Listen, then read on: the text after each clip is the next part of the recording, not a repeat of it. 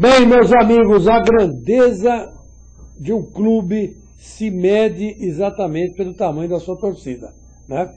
É o que eu acho, né? Às vezes o clube ganha muitos títulos, é famoso, é conhecido internacionalmente, mas não tem torcida. Onde estão, né, os fanáticos, onde estão aqueles que são capazes de fazer qualquer coisa pelo clube? E, pelo jeito, a rede CNN de televisão nunca mais vai se esquecer do Corinthians. E porque ontem um jornalista, aliás, não tem nada a ver com o futebol, é o Fared Zakaria, ele é um comentarista político, né, econômico, da CNN, colocou no site um elogio à economia brasileira. Mas só que ele fez um elogio à economia brasileira servindo-se negativamente do Corinthians. Por exemplo, está dizendo que a economia brasileira está aquecida demais, e isso graças ao ex-presidente Lula. E para dar um exemplo do aquecimento da economia do Brasil, ele acabou citando o Corinthians como um grande investidor, né? Porque afinal de contas ia dar 50 milhões de euros para trazer um jogador argentino de volta para o clube. Ele falou, quando que a economia brasileira faria isso, né? Só que ao se referir ao Corinthians, ele falou um pequeno clube de São Paulo. Foi o que bastou, né? Mais do que rapidamente, todos os corintianos do mundo, né, fizeram a chamada hashtag, né, no Twitter, com o jogo da velha, Corinthians Big Grits than CNN, quer dizer, Corinthians maior do que a CNN. E foram milhões de hashtags que chegaram lá, milhões.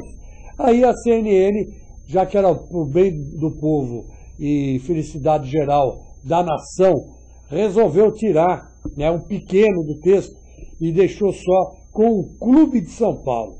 Agora eles aprenderam. Um grande clube de São Paulo, porque tem a maior torcida do mundo. E está aí provado. Até eles sentiram na pele.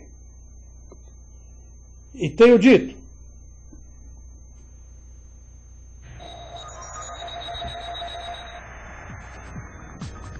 Vamos mais um.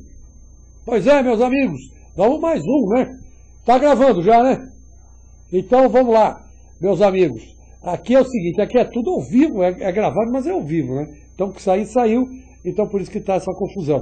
Mas é o seguinte, meus amigos, uma coisa a gente tem que tirar o chapéu. Exatamente para a iniciativa da atual diretoria do Corinthians em trazer o Carlito Telles. Agora, o que isso significou em termos de administração de clube brasileiro, né? Significou uma série de coisas.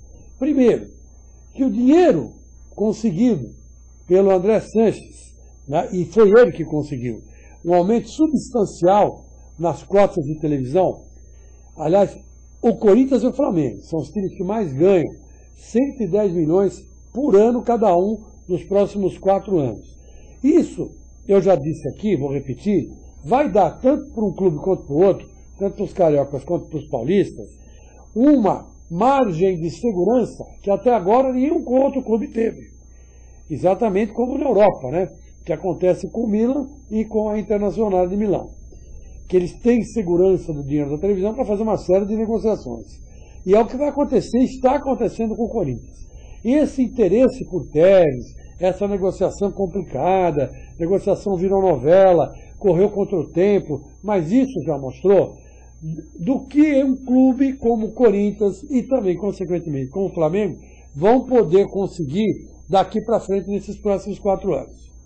Quer dizer, antigamente era assim, um clube construiu um estádio e ele tinha que esquecer da vida, porque todo o dinheiro que entrava era endereçado para o estádio. Só que dessa vez não é assim mais, né? O Corinthians vai ter um grande time e vai ter um estádio, porque a administração atual fez as coisas diferentes, 2 caminhos diferentes. O caminho do grande time é o dinheiro que vai vir da televisão e dos patrocinadores, sem contar o pay-per-view, que pode aumentar muito isso também, essa receita de 110 milhões, não é verdade? calculando por cima, o Corinthians pode ter uns 160 milhões por ano só de patrocinador, pay-per-view e esse fixo da televisão. O Flamengo é a mesma coisa. Então os times vão ficar com dinheiro em caixa. E outra coisa é construir o estádio, que já saiu aí com o acordo com a Odebrecht, né, que vai construir o estádio, pegaram dinheiro emprestado do BNDES, o estádio já está começando as primeiras fundações e está começando a ser construído. E vai ser a abertura da Copa do Mundo de 2014, aqui no Brasil. Então, o Corinthians realmente dividiu o joio do trigo e começou com uma simples decisão. Vamos tirar o futebol de dentro do clube e levar o futebol para o CT Joaquim Grava.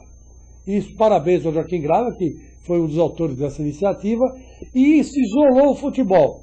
E isolou de uma tal forma que hoje a crise política do Corinthians, que é intensa, não incomoda mais o time.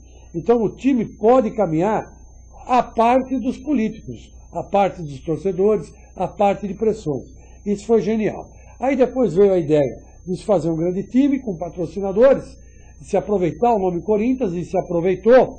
E também agora veio o apoio da televisão e, consequentemente, a construção do estádio. Quer dizer, o Corinthians realmente ultrapassou o São Paulo em quase tudo, né? O São Paulo e o Internacional de Porto Alegre eram exemplos de administração. Hoje, são exemplos de fracasso. O Internacional mandou embora o Falcão. 10 jogos o Falcão fez lá. Como é que o Paulo Roberto Falcão, um homem internacionalmente conhecido, um sujeito bom, um cara que entende, pode realizar um trabalho em 10 jogos? Nem a pau, Juvenal, né? Nem a pau. Quer dizer, é outra gauchada, né, que também deixou a desejar. E agora o São Paulo, né, que trouxe o Adilson Batista, mas vai saber até quando, né? E trouxe o Adilson Batista baratinho, hein? Mas isso é uma outra história. Parabéns ao Corinthians e vamos torcer para que tudo dê certo. E se não vier o Carlitos, paciência. Virão outros. E tenho dito.